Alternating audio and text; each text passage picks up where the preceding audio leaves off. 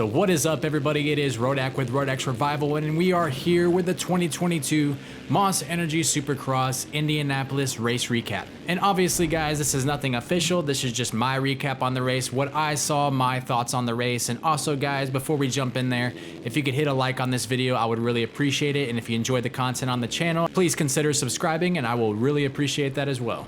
Let's go ahead and hop into this 250 race. So as the start of the 250 race gets underway, we finally see the start and we get what we want out of this 250 class. We have Jet Lawrence with the whole shot and Cameron Mcadoo right there in second. And those guys held a pretty big pace. I think they both ended up finishing 20 plus seconds ahead of third and fourth place. So those guys were really pushing it.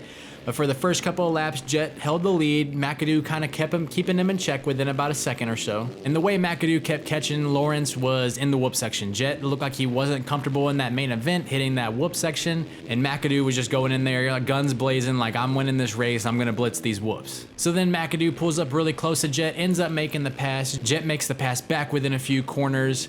And then Mcadoo again makes a pass on Jet, and Jet just kind of hangs behind him for about 4 or 5 laps. Mcadoo ends up making a mistake. Jet catches right up on him. Jet ends up making the pass, and that was pretty much how the race ended from there. Mcadoo kept him honest, kept him within that 2 to 3 to 4 second range, but Jet was just too smooth, too comfortable.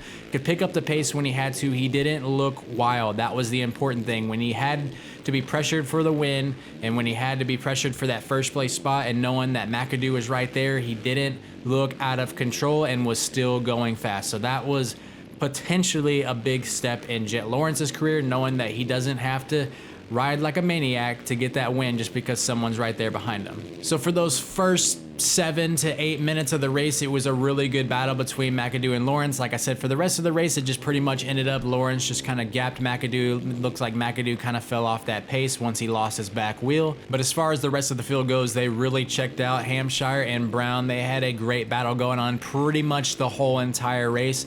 But like I said, those guys were 15 seconds down super early in the race, and they just kept losing time, You could tell they weren't on the pace.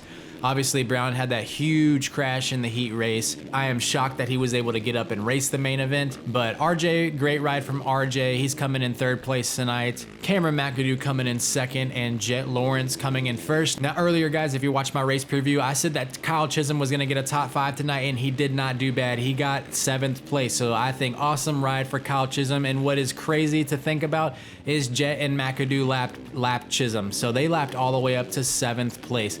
Absolutely crazy nights for those two guys running up front. Great battle for those guys, and Jet coming away with another win. So before we jump into these 450s, one more time, Jet Lawrence was 1st, Cameron Mcadoo 2nd, and RJ Hampshire rounding out your podium. Now let's go ahead and jump into these 450 guys. So coming off the gate, it was Barcia with your whole shot, followed by Eli there in 2nd, but within the 2nd corner, Malcolm and Jason Anderson get past. So we have Barcia going over the finish line in 1st, Jason Anderson 2nd, Malcolm Stewart in 3rd, and Eli Tomac 4th. And those guys were at a pretty good pace up front. I was really honestly surprised with Barcia. Anderson was on him the whole time. Tomac ended up getting past Malcolm within a few laps, so it was those top 3, and they were just all staying within about a half a second of each other. It was kind of the accordion effect. You'd see them get real close, then far away, get real close, far away, close. It's just the same thing over and over again. And then finally, Anderson goes to make the move on Barcia, but it would only last for 2 corners. Anderson makes the move on Barcia. There was a big Supercross triple followed by a 180 corner going right back down the start straight. I don't know why. When you know Barcia's behind you, Anderson took it super wide. Barcia was super aggressive. He can say, in my eyes, whatever he wants to say on the podium, that he doesn't want to take anybody out. But he went in there and just, I don't know. I don't know what else he expected could possibly come of that. As soon as I saw him go in like that, I was like, there's only 1 or 2 things. Either Jason goes super far out wide, or Jason goes down, or they both go down. Like, I don't understand what was going through Barcia's head, even on the podium, for him to be like, I wasn't trying to be aggressive. I went in there super slow, all these other things. It doesn't matter how slow you're going. He pretty much torpedoed his bike right in there, and Jason Anderson basically just plowed right into him. But Barcia able to stay up. Anderson unfortunately goes down and drops all the way back to 7th place.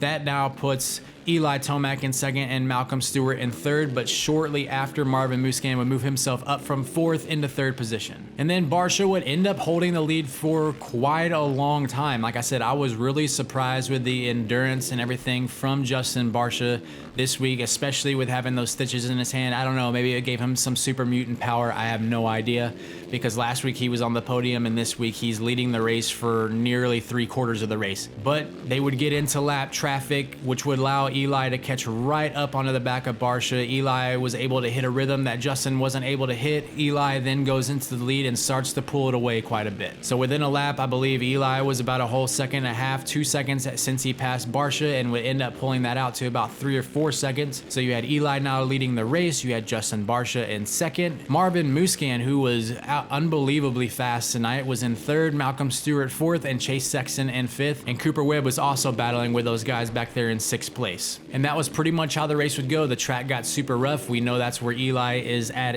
his best. He managed to pull out a big lead, but towards the last few laps, Eli started making mistakes everywhere. He made a mistake in the whoop section, wasn't able to hit a rhythm. Then on the last lap, he wasn't able to hit a rhythm, then wasn't able to hit a double coming out of the corner, and Justin Barcia closed right back up, but it was too little too late. It was at the end of the race. It was at the end of the track as well, so Eli only had 2 more corners to go before the finish line. And then I forgot to mention, with about 4 or 5 minutes to go in the race, Malcolm Stewart goes down super hard coming out of that rhythm section. That triple was getting really hard for those guys to hit out of those ruts.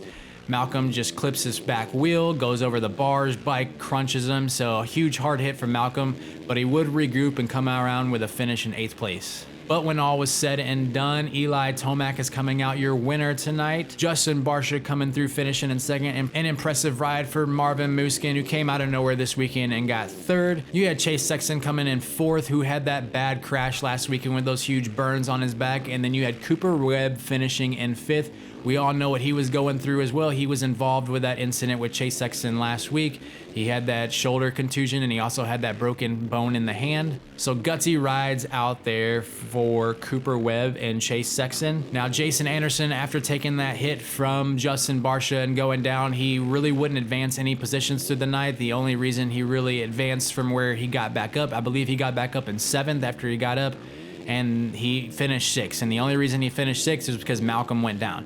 So it seemed like Jason might have got in his head, or was just frustrated and was just kind of over it, and just kind of rode at a steady pace and just kind of held that spot. So Jason Anderson coming through in 6th tonight. Now we all know how these points work. Eli has now put his points lead out to 48 points ahead of Justin Barcia. So Malcolm Stewart and Jason Anderson both drop in points tonight with those 6th and 8th finishes. Justin Barcia now moves up to 2nd in the standings, but he is also 48 points behind. Like I said in my race preview, unless Eli just crashes out and doesn't finish the season, or he finishes outside of the top 10, and if Justin Barcia or Jason Anderson or Malcolm Stewart, they would pretty much have to win out the rest of the season. One of those guys would have to win every race, and Eli would have to finish outside of the top 10. I just do not see that happening.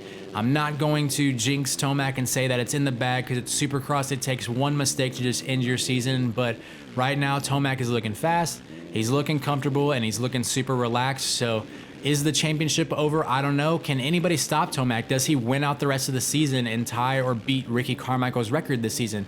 A lot of questions to be asked, a lot of questions to be answered. We'll just have to see when these next races come up. But like I said, guys, if you like the video, smash that like button. If you love the content on the channel, please consider hitting that subscribe button, and I will see you guys in the next video. Peace.